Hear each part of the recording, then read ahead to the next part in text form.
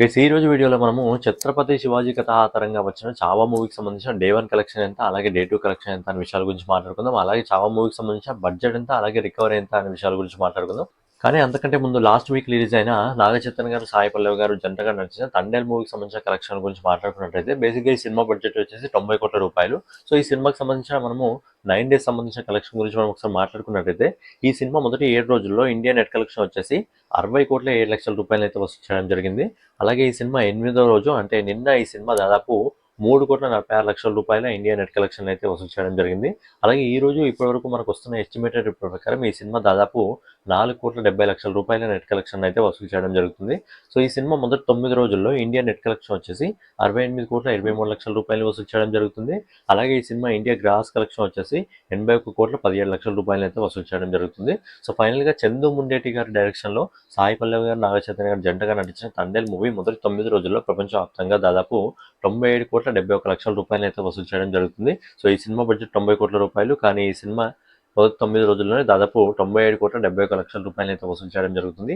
ఈ సినిమా రేపటి కలెక్షన్స్తో ఈ సినిమా అయితే 100 కోట్ల క్లబ్లోకి అడుగుపెట్టి నాగచైతన్య గారి కెరీర్లోనే ఈ సినిమా మొదటి 100 కోట్ల సినిమాగా అయితే నిలవబోతుంది. గైస్ నెక్స్ట్ వచ్చేసి లక్ష్మణ్ ఉటేకర్ డైరెక్షన్లో విక్కీ కౌశల్ గారు, సాయి పల్లవి గారు నటించిన చావా మూవీకి సంబంధించిన కలెక్షన్ గురించి మాట్లాడుకున్నట్టయితే ఈ సినిమా రిలీజ్ అయ్యి అన్ని చోట్ల అయితే పాజిటివ్ టాక్తో తీసుకెళ్ళిపోవడం జరుగుతుంది. కానీ ఈ సినిమా పాన్ ఇండియా సినిమాగా రిలీజ్ కాలేదు. ఈ సినిమా కేవలం హిందీ మార్కెట్లో మాత్రమే రిలీజ్ కావడం జరిగింది. అండ్ ఈ సినిమా స్పెషల్గా మహారాష్ట్రలో అయితే హౌస్ఫుల్గా అయితే నడవడం జరుగుతుంది. సో ఈ సినిమాకి సంబంధించిన కలెక్షన్ల గురించి మాట్లాడుకునే ముందు ఈ సినిమాకి సంబంధించిన బడ్జెట్ ఎంత, అలాగే రికవరీ ఎంత అనే విషయం గురించి మాట్లాడుకున్నట్టయితే ఈ సినిమా బడ్జెట్ కేవలం 130 కోట్ల రూపాయలే. ఎందుకంటే ఇందులో పెద్ద పెద్ద స్టార్స్ ఎవరు లేరు కాబట్టి.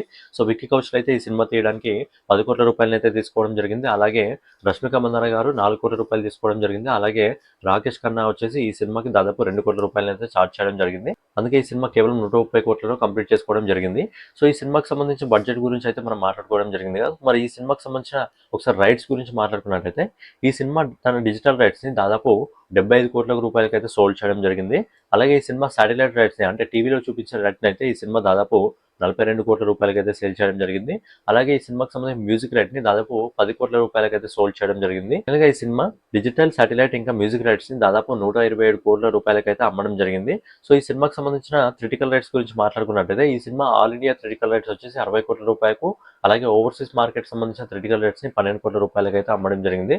సో ఫైనల్ గా ఈ సినిమా డిజిటల్, శాటిలైట్, మ్యూజిక్ ఇంకా థియేటికల్ రైట్స్ అన్ని కలుపుకొని దాదాపు సినిమా రిలీజ్ కి ముందే దాదాపు 200 కోట్ల రూపాయలు అయితే వసూలు చేయడం జరిగింది. సో బేసిక్ గా ఈ సినిమా బడ్జెట్ 130 కోట్ల రూపాయలు, కానీ ఈ సినిమా రిలీజ్ కు ముందే దాదాపు 70 కోట్ల లాభాల్లో అయితే ఉంది.